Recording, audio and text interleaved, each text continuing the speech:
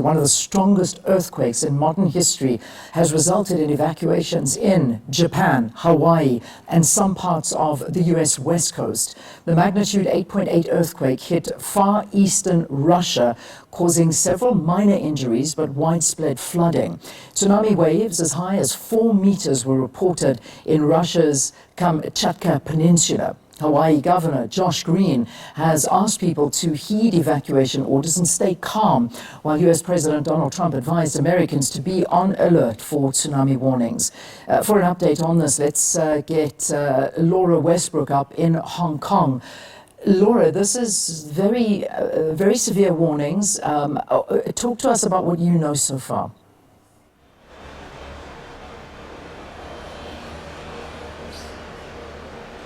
Yes, Japan has upgraded its tsunami advisory to a tsunami warning, and that's expected to be on alert for the next 24 to 48 hours. Japan's meteorological agency has issued a statement saying that tsunami waves could continue for more than a day after this massive earthquake off the coast of Russia.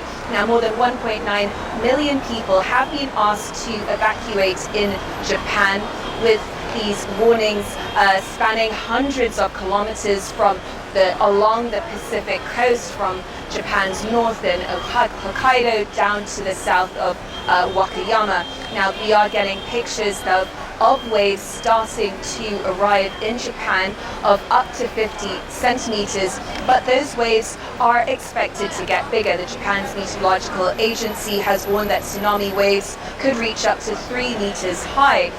And we are expecting aftershocks, so that is why Japan is continuing to stay on high alert. Japan's Prime Minister Shigeru Ishiba has said that a task force is in place to assess the situation. They've been sending these warnings to residents in many parts of the country to evacuate, to stay away from the coast, and to seek higher ground.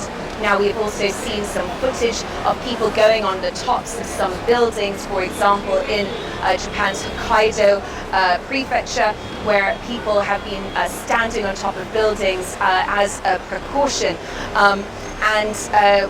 We have heard no reports of injuries yet, but authorities have warned that subsequent waves could get bigger, and so we are expecting these alerts to stay in place at least for the next few hours. Now, added to this is TEPCO, the company that runs the nuclear power plant, has said that all workers at the Fukushima Daiichi power plant have been evacuated. It's also reported of no abnormalities have been reported, but this is obviously something that is being watched very closely, and that's because of that massive tsunami in 2011 and earthquake that triggered a nuclear meltdown at that plant. Now, since then, many precautionary measures have been put in place, but tons of water are still used to cool the nuclear core and then stored in large tanks. So this is very much a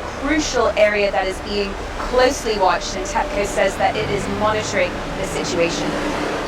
Laura, thank you. I know that I'm just reading some of the feeds coming through here as well, and I suppose what I can confirm is that the tsunami, the waves are now hitting Hawaii. So this has been a warning that's been given, and they're saying that they're now hitting the coast. This is the Pacific Tsunami Warning Center that has said an urgent action must be taken to protect lives and property. Do we have, before I let you go, do we have timelines as to, because obviously the warnings are there, they have been given a few hours, but I'm sure those few hours are now much less.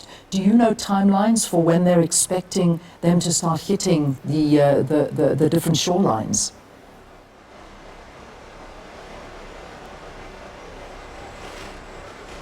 So it's a little bit hard to hear you, but what I can tell you is there are tsunami advisories in other countries, such as the Philippines, as Indonesia, as well as even in China. In the Philippines, they are saying they are expecting some smaller waves, and in Manila, they are expecting waves of less than 1 meter around the early afternoon on Wednesday. Residents in more than 20 provinces have been cautioned against going close to beaches as well as coastal areas. In China, there's also a tsunami. The China Tsunami Warning Center has said that waves of between 30 centimeters and 1 meter were expected to hit parts of the eastern seaboard. So very much in many parts of this part of the world, people are watching to see what happens, because we are expecting aftershocks to take place, and this will have an impact on the waves. And particularly in Japan, this is why people there are very much staying on high alert, because they say the next few hours or the next 24 hours, that could be, we could still see waves continue to come as we are seeing these aftershocks continue to take place. All right, Laura, thank you. Thanks so much. The update that she's bringing us, and Laura, of course, is in Hong Kong. So thank you so much for that.